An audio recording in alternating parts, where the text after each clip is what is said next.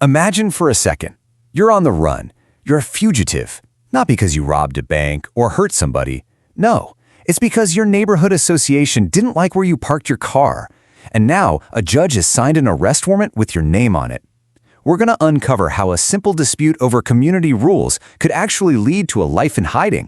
And I want to be clear, this isn't some made-up story. This is real, and it unfolds just like a true crime thriller. So at the very heart of this case is a real, legally binding arrest warrant. But what makes this story so unsettling isn't the warrant itself. It's the crime that started it all. What was the crime that set this whole thing in motion? Well, according to reporting, it was things like holiday lights left up a little too long, a trash can left out on the curb, parking in the wrong spot, the kind of stuff that for most of us is just a minor neighborhood headache. But here's the thing. The warrant wasn't really for the holiday lights. It was for something the system considers far, far worse. And to understand how it got to that point, we have to follow the paper trail all the way back to the beginning. Every story like this starts small. It starts with paper, a letter, then another, then a warning. And one by one, they just feel like an annoyance. But you put them all together, they start to build a cage. This is the story of Ying Pang. She's a 56-year-old medical technologist living in a community in Wesley Chapel, Florida called Northwood. It's a place governed by a homeowners association. And according to some incredible investigative reporting from Tampa Bay 28, she became the subject of that arrest warrant. And it all stemmed directly from a dispute with her HOA. Now here's the part of the story that I think terrifies normal people. It's what I call the normal day trap. Right? We all get those official-looking letters. We all know that little knot of dread in your stomach when you see an envelope from an HOA or the city or a bank. And most of us think, an annoying letter, another small fine, I'll deal with it later. But this isn't just about letters. This is about what happens when a private neighborhood rulebook slams into the full, unforgiving force of the legal system. Because all of a sudden, you're not arguing with the property manager anymore. You're fighting court deadlines. And missing just one of those deadlines, well, that can change everything. For Ying Pang, this all began as a slow drip. She says the violation notices started way back in 2018. And over the years, they just kept coming, one after another after another. She claims that eventually they piled up into more than 100 separate citations. And the violations themselves? They were for things you might expect. Parking in the wrong spot, leaving holiday lights up too long, where she put her garbage cans, and even something as vague as discoloration on her property. Every single notice was like a tiny little paper cut. And this is the moment it all becomes dangerous. Because when you're getting hit with violation after violation, it stops feeling like a community trying to keep things nice. It starts to feel personal. It feels like you're being watched, like you're being singled out. And according to the reporting, Pang says exactly that. She felt she was being targeted, treated unfairly, and she connected that feeling to her status as an immigrant.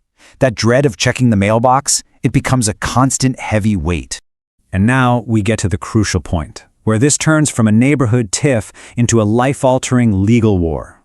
In June of 2023, the HOA sued her, and the amount listed in that initial lawsuit? $534.98 for fines and related costs. I mean, look at that number. It feels manageable, right? It's the kind of number that makes you wonder, how could that possibly ruin someone's life? And that question, right there, is exactly why this whole process is so insidious. The real damage isn't in that first number. It's what the system stacks on top of it. So let's fast forward to March 2024. After months tangled up in the legal system, the case reaches a settlement. But here's the catch.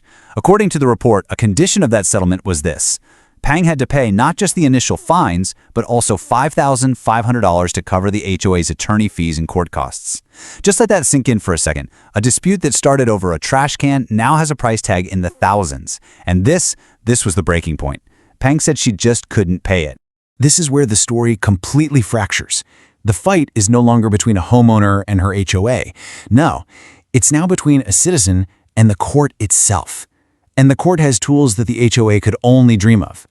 Okay, so here is the precise chain of events, the step-by-step process that built this legal trap. According to court records, Pang ended her relationship with her attorney. She then filed a countersuit against the HOA, alleging things like harassment and discriminatory enforcement. But then the legal process did what it always does. It just kept moving forward, with or without her. See, the court doesn't really care if you're overwhelmed or if you can't afford a lawyer. It only cares if you follow its rules. The reporting indicates that the judge ultimately ruled in favor of the HOA, right after Pang failed to show up for required hearings and mediation.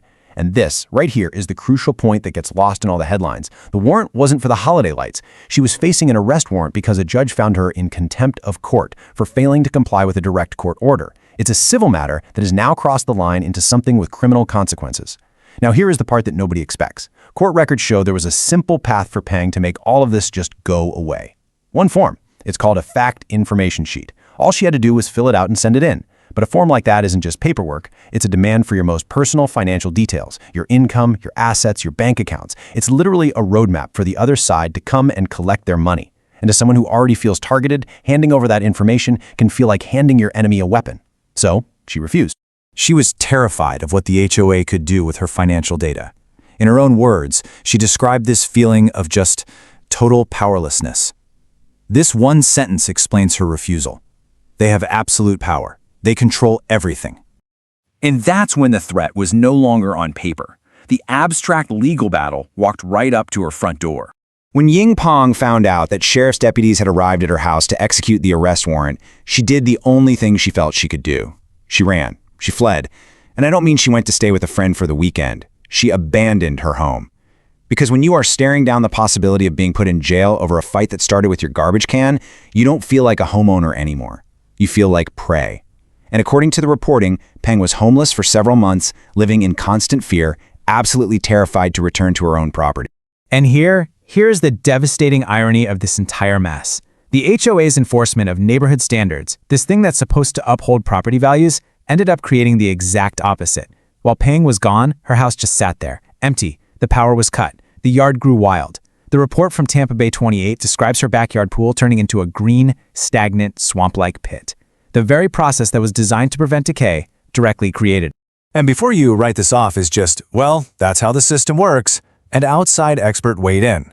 Stetson Law School professor Paul Boudreau told reporters that using contempt orders to enforce a monetary judgment is rare in most civil cases. It's a tool you usually see in things like child support disputes. He called its use in an HOA case pretty extreme. That's the word that just hangs in the air. Extreme.